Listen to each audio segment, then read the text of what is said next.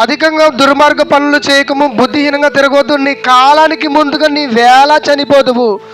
చూసారండి, అంటే దేవుడు ఒక కాలాన్ని మనిషికి నియమించాడు. ఆ కాలం వచ్చేంత వరకు భూమి మీద మనం బ్రతకాలి. ఏమండి, భార్య ఏదో అన్నదని, భర్త ఏదో అన్నాడని, ఏమండి, టీచర్లు ఏదో అన్నారని, ఏమండి, ఈ మధ్యకాలంలో వీడియో చూశానండి మన సెల్లులో. మరి ఒక కాలేజీలో, ఒక యూనివర్సిటీలో ఒక అమ్మాయి మరి 3 అంతస్తులో 4 అంతస్తులో ఆ బిల్డింగ్ మించి దూకి చచ్చిపోయింది. ఎందుకు ఇలా తమ ప్రాణాలను తీసుకుంటున్నారంటే దానికి కారణం అవమానాన్ని భరించలేకపోవటం.